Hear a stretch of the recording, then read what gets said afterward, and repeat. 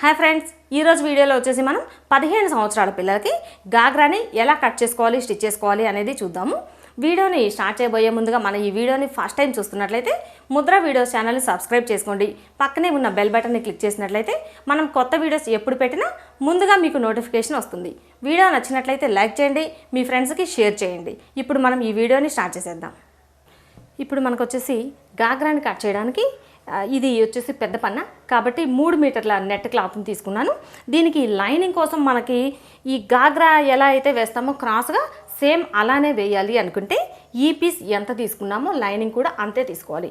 ఇది వచ్చేసి 3 మీటర్లు, లైనింగ్ కూడా చిన్న పన్న అయితే కనుక 3.5-4 మీటర్ల లైనింగ్ అని తీసుకోవాలి. ఇప్పుడు నేను తీసుకున్న లైనింగ్ వచ్చేసి చిన్న పన్న, కాకపోతే నేనేం చేస్తున్నానంటే క్రాస్గా వేయకుండా దీన్ని స్ట్రైట్గా జాయింట్ చేసేస్తాను. కాబట్టి ఈ లైనింగ్ వచ్చేసి 2.5 మీటర్ అయితే సరిపోతుంది. మీ చాయిస్, మీరు స్ట్రైట్గా వేసుకోవాలి అనుకుంటే 2.5 మీటర్ లైనింగ్ తీసుకోండి. క్రాస్గా వేయాలి అనుకుంటే ఇది చిన్న పన్నా కదా, ఒరిజినల్ పీస్ కంటే 1/2 మీటర్ ఎక్కువ ఉండాలి. లేదా లైనింగ్ కూడా పెద్ద పన్నా అయితే కనుక ఈ పీస్ ఎంత తీసుకున్నామో సేమ్ అంతే తీసేసుకోవాలి. ఇప్పుడు మనం తీసుకున్న ఈ క్లాత్ని ఎలా ఫోల్డ్ చేసుకోవాలి అనేది చూద్దాం.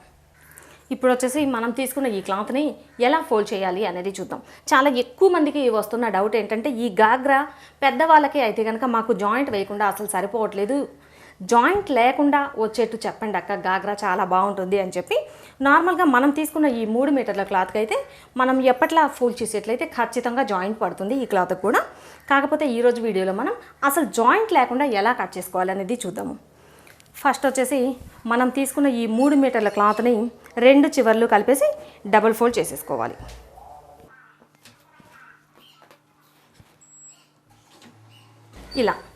ఇలా డబుల్ ఫోల్డ్ చేసుకున్న తర్వాత మామూలుగా అయితే ఇంకొక ఫోల్డింగ్ ఇలా క్రాస్గా తీస్తాం, అవునా? ఇప్పుడు మనకి జాయింట్ పడకుండా ఉండడం కోసం ఇంకా ఫోల్డింగ్ ఏమీ అవసరం లేకుండా జస్ట్ మనం తీసుకున్న 3 మీటర్ల క్లాత్ని ఈ జాయింట్ ఒకవైపుకి ఇలా వచ్చేలా ఫోల్డ్ చేసేసుకోవాలి. ఇలా ఫోల్డ్ చేసేసుకున్న తర్వాత ఇప్పుడు గాగ్రా పొడవుని మనం కొలతలు తీసుకుందాము. ఇలా మనం తీసుకున్న 3 మీటర్ల క్లాత్ని డబుల్ ఫోల్డ్ చేసుకున్న తర్వాత ఇప్పుడు మనం కొలతల్ని ఒకసారి చూసుకోవాలి. కొలతలు వచ్చేసి గాగ్రా పొడవు 38 ఇంచులు, నడుము లూజ్ వచ్చేసి 34 ఇంచులు. ఇప్పుడు మనం పొడవుని కొలుచుకుందాం. పొడవును కొలుచుకునేటప్పుడు జాయింట్ పడకుండా ఉండాలి అంటే ఈ క్లాత్కి జాయింట్ ఉంది కదా మడత వైపున, ఈ మడత వైపు నుండి ఫస్ట్ మనం కొలిచేసుకోవాలి. ఈ పొడవుని క్లాత్కి 2వ చివరి నుండి 38 ఇంచులు. మనకి చివరన జిగ్జాగ్ కోసం ఒక 1 ఇంచు ఎక్స్ట్రా పోతుంది. ఈ జిగ్జాగ్కి పై వైపున ఖర్చుకి ఎక్స్ట్రా పోయినంత మనం పై వైపున బెల్ట్ వేస్తాం కదా, 1.5 ఇంచు సరిపోతుంది. ఎగ్జాక్ట్గా 38 ఇంచులు తీసుకుంటే ఈ ఎక్స్ట్రా ఖర్చులకి పోయినంత ఆ బెల్ట్ యాడ్ అవుతుంది కాబట్టి మనకి ఒరిజినల్ పొడవు కరెక్ట్గా వస్తుంది. క్లాత్కి ఈ చివరి నుండి 38 ఇంచుల దగ్గర ఒక మార్క్ చేసేసుకోవాలి.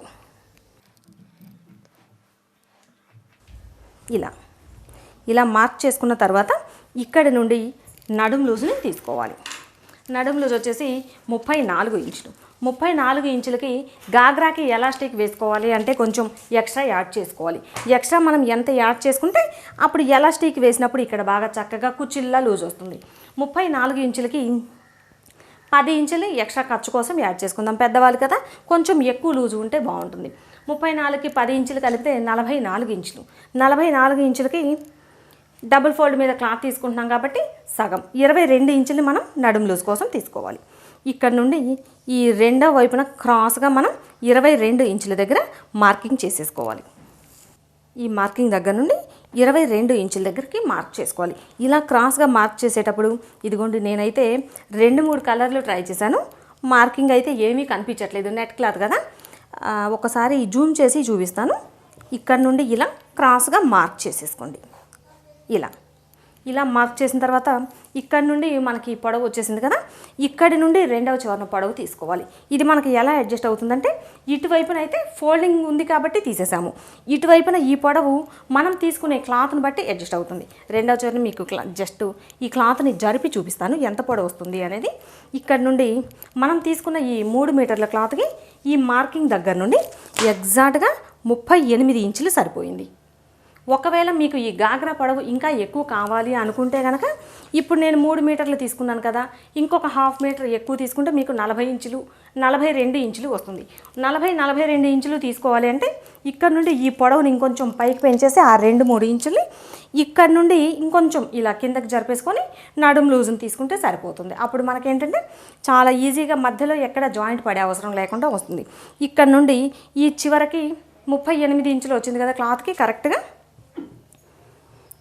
ఇప్పుడు మనం ఫస్ట్ మార్క్ చేసిన ఈ పీస్ని కట్ చేసుకుందాం.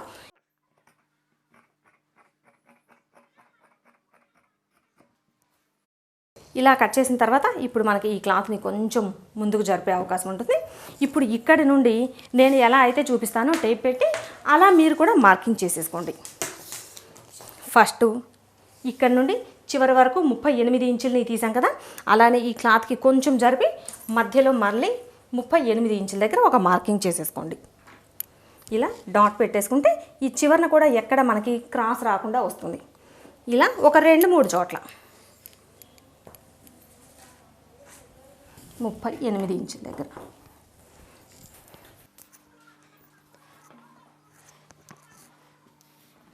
అంటే మనకి ఈ క్లాత్ చాలా ఎక్కువ బాగా వెడల్పు వస్తుంది కదా, దాంతో టేబుల్ మీద చూపించాలి అంటే క్లాత్ మొత్తం వెడల్పుకి సరిపోవట్లేదు. అందుకే నేను ఈ క్లాత్ని జరిపేసి మార్కింగ్ చేసేస్తున్నాను. 38 ఇంచుల దగ్గర ఇలా మధ్యలో 2-3 చోట్ల మార్కింగ్స్ పెట్టుకొని ఫస్ట్ అయితే నేను మొత్తం ఈ డాట్స్ పెట్టిన దగ్గర ఒకసారి డ్రా చేసేస్తాను ఫుల్గా. ఇక్కడ నుండి మనము పైన పీస్ని కట్ చేసిన తర్వాత ఈ పొడవు ఎంత ఉన్నది అనేది చూసుకొని మొత్తం మార్కింగ్ పెట్టేసుకోవాలి. ఇదిగోండి చూసారా, కింద ఇట్లా సర్కిల్లా మొత్తం మార్క్ చేస్తాను. మధ్యలో మనం కొలతలు తీసుకోవాలి. ఈ చివరి నుండి రెండవ చివరికి ఇట్లా చివరికి ఒక కొలత, కొంచెం గ్యాప్ పెట్టేసి ఇక్కడ నుండి మళ్ళీ ఇక్కడ ఒక మార్కింగ్, ఇంకొంచెం గ్యాప్తో మధ్యలో ఒక మార్కింగ్, ఇంకొంచెం గ్యాప్తో ఇక్కడ ఒక మార్కింగ్, ఇలా మధ్యలో మొత్తం పెట్టేసి మొత్తం ఈ సర్కిల్లా డ్రా చేసేసుకోవాలి. ఇలా డ్రా చేసుకున్న తర్వాత ఇప్పుడు మనం ఈ డ్రా చేసుకున్న ఈ మార్కింగ్ దగ్గర కట్ చేసుకోవాలి.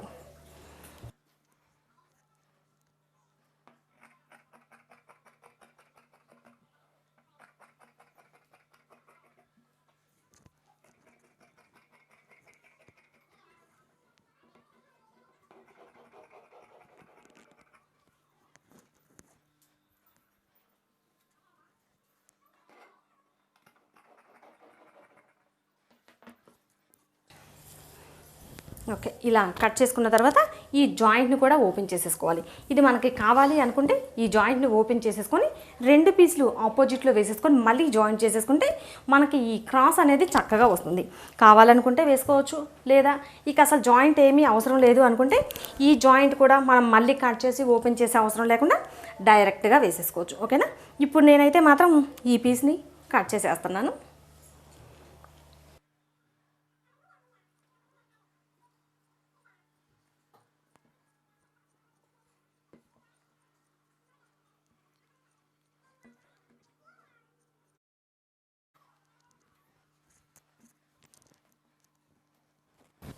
ఓకే, ఇప్పుడైతే మనకి మధ్యలో ఎక్కడా జాయింట్ వేసే అవసరం లేకుండా ఈ గాగ్రాని కట్ చేయడం అయిపోయింది.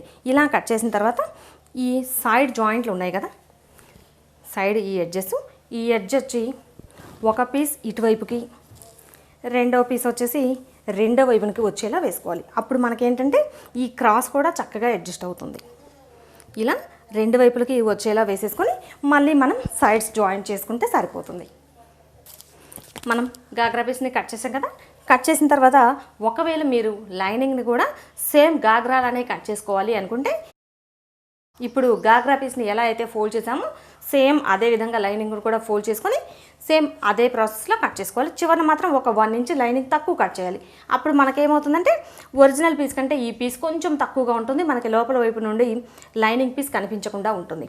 ఇప్పుడు నేనైతే చెప్పాను కదా ఎక్కువ క్లాత్ వేయకుండా స్ట్రైట్ కటింగ్ తీసుకుంటాను అని చెప్పి, ఈ స్ట్రైట్ కటింగ్ అయితే మనకి చాలా తక్కువ లైనింగ్ పడుతుంది.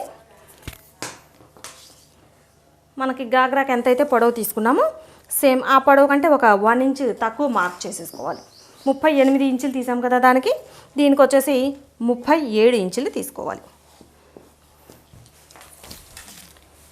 ఇలా ఒకసారి ఈ పొడవును మార్క్ చేసేసుకొని ఈ మార్కింగ్ దగ్గర వరకు పీస్ని కట్ చేసుకోవాలి.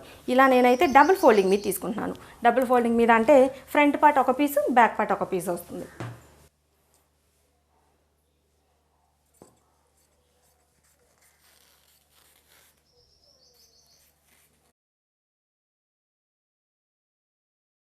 ఇలా కట్ చేసుకున్న ఈ లైనింగ్ పీస్ని పై వైపున ఒక లూజ్ కుట్టు వేసేసుకోవాలి.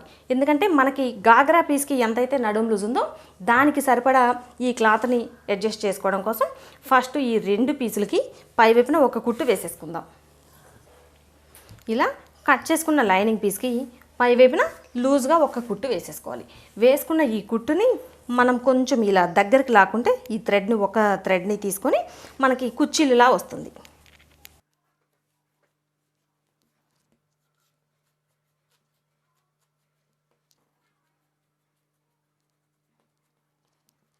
ఇలా వచ్చింది కదా. ఇప్పుడు మనం గాగ్రా కోసం కట్ చేసాం కదా పీస్, ఈ పీస్ని తీసుకోవాలి. ఈ పీస్ని ఇలా పై వైపున పెట్టుకొని ఈ పీస్కి ఎంతైతే ఉందో నడుము లూజు సేమ్ ఇదే సైజు వచ్చేలా సరిగా చూసుకోవాలి. కొంచెం ఎక్కువలు తక్కువలు ఉంటే ఇలా అడ్జస్ట్ చేసేసుకొని ఈ పీస్కి సరిపడా లైనింగ్ పీస్ వచ్చేలా చూసుకొని ఇప్పుడు ఈ లైనింగ్ పీసు గాగ్రా పీస్ని కలిపేసి కుట్టేసుకోవాలి. ఇలా ఒక పీస్, ఇలానే రెండవ పీస్ కూడా కొంచెం దగ్గరకు వచ్చేలా కుచ్చిల్లా చేసేసుకోవాలి. ఇలా ఈ పీస్ పై వైపున మనం గాగ్రా కోసం కట్ చేసాం కదా, కట్ చేసిన పీస్ని పెట్టుకొని కట్ చేసిన ఈ పీస్ని పెట్టుకొని జాయింట్ చేసేసుకోవాలి. ఇలా ఒక లైనింగ్ పీస్, ఒక గాగ్రా పీస్, ఒక లైనింగ్, ఒక గాగ్రా పీస్, ఈ 2 పీసులని జాయింట్ చేసేసుకోవాలి. జాయింట్ చేసేసుకొని ఈ చివరన లైనింగ్ పీస్కి అంచుని ఫోల్డ్ చేసి కుట్టేసుకోవాలి. ఇలా ఈ అంచులు కనిపించకుండా అంచుని ఫోల్డ్ చేసి కుట్టేసుకుంటే సరిపోతుంది. ఓకే, ఇప్పుడు వచ్చేసి ఈ లైనింగ్ పీస్ పై వైపున గాగ్రా పీస్ కలిపి పై వైపున ఒక కుట్టు వేసేసాను. లైనింగ్ పీస్కి చివరిన అంచుని ఫోల్డ్ చేసి కుట్టేశాను. ఇలా 2 పీసుల్ని ప్రిపేర్ చేశాను. ఇలా 2 పీసుల్ని ప్రిపేర్ చేసిన తర్వాత ఇప్పుడు ఈ గాగ్రా పీస్కి పై వైపున ఇంకొక పీస్ని పెట్టుకోవాలి. ఇలా లైనింగ్ పైకి వచ్చేలా ఇలా పెట్టుకొని ఇప్పుడు మనం సైడ్స్ 2 వైపులా జాయింట్ చేసేసేయాలి. 2 వైపులా జాయింట్ చేయడానికి మనకి ఎప్పుడు కూడా ఈ సైడ్స్ జాయింట్ చేసేటప్పుడు మొత్తం కలిపి జాయింట్ చేయకూడదు. మొత్తం కలిపి జాయింట్ చేస్తే మొత్తం ఈ లైనింగ్ పీసు పై వైపున పీసు కాళ్ళకు చుట్టుకున్నట్లుగా వస్తుంది.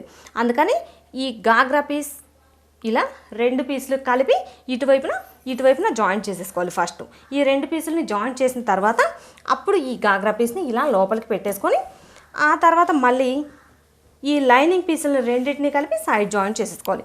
అలానే ఈ రెండో వైపున కూడా ఈ పీస్ని ఇలా లోపలికి పెట్టేసుకొని ఈ లైనింగ్ పీసులని కలిపి సైడ్ జాయింట్ చేసేసుకోవాలి. ఇలా లైనింగ్ని గాగ్రా పీస్ని విడివిడిగా సైడ్స్ జాయింట్ చేసుకోవడం వల్ల మనకి గాగ్రా లుక్ బాగుంటుంది చూడటానికి. అలానే చుట్టుకున్నట్లుగా కాకుండా చూడటానికి బాగా ఎక్కువ వెడల్పు ఎక్కువ వచ్చి చూడటానికి బాగుంటుంది. ఓకే, ఇప్పుడైతే మనం ఈ 2 పీసుల్ని సైడ్స్ జాయింట్ చేసేసుకుందాము. ఇప్పుడైతే ఈ లైనింగ్ పీసు గాగ్రా పీస్ 2 పీసుల్ని సైడ్ జాయింట్ చేసేసాను.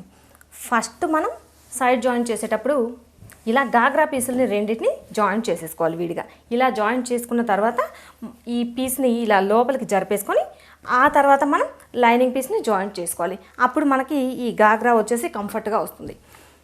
ఇలా సైడ్ జాయింట్ చేశాను. లైనింగ్ పీస్కి వచ్చేసి చివరిన అంచుని ఫోల్డ్ చేసి కుట్టేశాను. ఇలా ఈ గాగ్రా పీస్ని ప్రిపేర్ చేసేసుకోవాలి.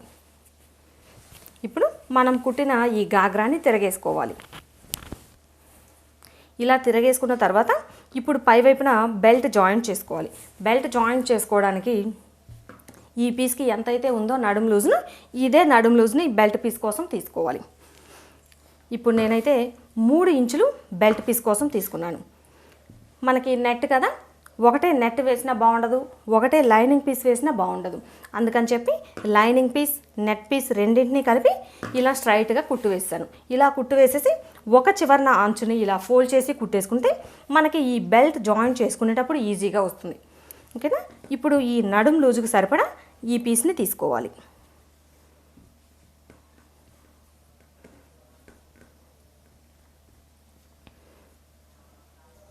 నడుము లూజుకు సరిపడా ఈ పీస్ని తీసుకొని ఈ ఎక్స్ట్రా పీస్ని కట్ చేసుకోవాలి. ఇప్పుడు మనం ఈ బెల్ట్ పీస్ని గాగ్రాకి జాయింట్ చేసేద్దాం. ఇప్పుడు మనం గాగ్రాకి ఈ బెల్ట్ పీస్ని జాయింట్ చేసుకోవాలి. ఈ బెల్ట్ పీస్ని జాయింట్ చేసుకునేటప్పుడు ముందు ఈ లోపల లైనింగ్ పీస్ పై వైపున ఈ బెల్ట్ పీస్ని పెట్టేసి కుట్టుకోవాలి.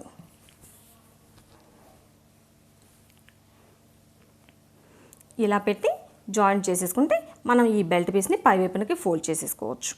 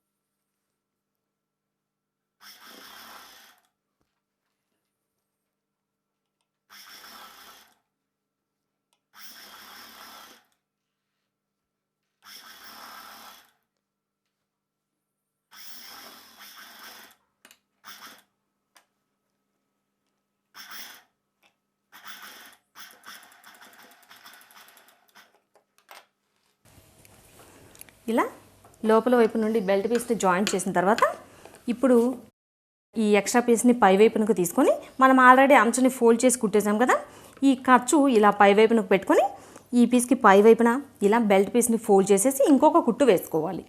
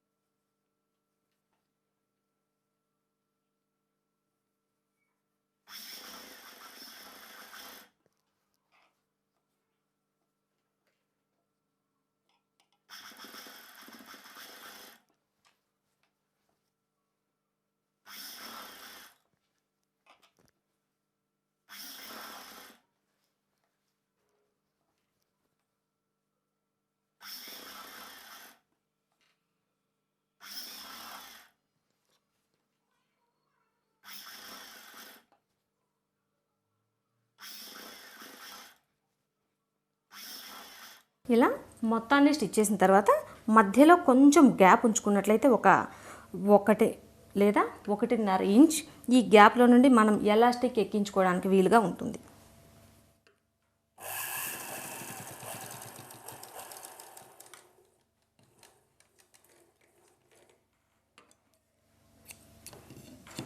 మొత్తం ఎలాస్టిక్ని ఎక్కించుకున్న తర్వాత అప్పుడు ఈ కొంచెం గ్యాప్ని స్టిచ్ చేసుకుంటే సరిపోతుంది.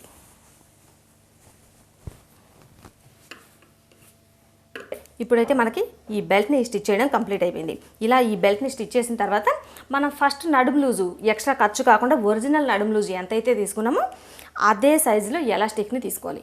ఎలాస్టిక్ని తీసుకొని ఈ గాగ్రాకి ఈ బెల్ట్ దగ్గర కొంచెం గ్యాప్ ఉంచాం కదా, ఈ గ్యాప్ దగ్గర నుండి ఎలాస్టిక్ వేసేసుకుంటే మనకి ఈ గాగ్రాని స్టిచ్ చేయడం పూర్తవుతుంది. ఇక్కడ ఎలాస్టిక్ వేసుకొని అలానే ఈ గాగ్రాకి చివరన మనకి ఈ నెట్ కదా, చివరన అంచుని జిగ్జాగ్ చేసేసుకోవాలి. జిగ్జాగ్ చేసుకుంటే ఈ చివరన నెట్ కాబట్టి చక్కగా కర్వ్స్ తిరిగి చూడటానికి నీట్గా ఉంటుంది. ఇప్పుడైతే ఈ పై వైపున ఎలాస్టిక్, చివరి వైపున జిగ్జాగ్ వేసేసుకుందాము. ఇప్పుడైతే నేను ఈ గాగ్రాకి ఎలాస్టిక్ వేసి స్టిచ్ చేసేసాను. ఇలా పై వైపున బెల్ట్కి ఎలాస్టిక్ వేసుకొని కుట్టు వేసేసుకోవాలి. అలానే ఈ చివరి వైపున వచ్చేసి అంచులకి ఇలా జిగ్జాగ్ చేసుకుంటే ఈ కర్వ్స్ తిరిగి నీట్గా చాలా అంటే చాలా లుక్ చూడటానికి బాగుంటుంది. ఓకే, ఇప్పుడైతే మనకి ఈ గాగ్రాని స్టిచ్ చేయడం కంప్లీట్ అయిపోయింది. ఓకే ఫ్రెండ్స్, చూసారు కదా, మనం ఇలా కటింగ్లో చిన్న చిన్న ఫోల్డింగ్స్ మార్చుకున్నట్లయితే చాలా అంటే చాలా ఈజీగా అసలు జాయింట్ ఏమీ అవసరం లేకుండా గాగ్రాని కట్ చేసుకొని స్టిచ్ చేసుకోవచ్చు.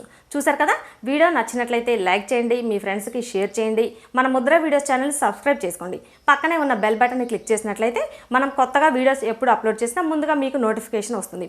నెక్స్ట్ ఇప్పుడు ఈ వీడియోలో మనం గాగ్రాని ఎలా కట్ చేయాలి, స్టిచ్ చేయాలి అనేది చూసాం కదా. నెక్స్ట్ వీడియోలో వచ్చేసి గాగ్రా బ్లౌజ్ ఎలా కట్ చేయాలి, స్టిచ్ చేయాలి అనేది చూద్దాం.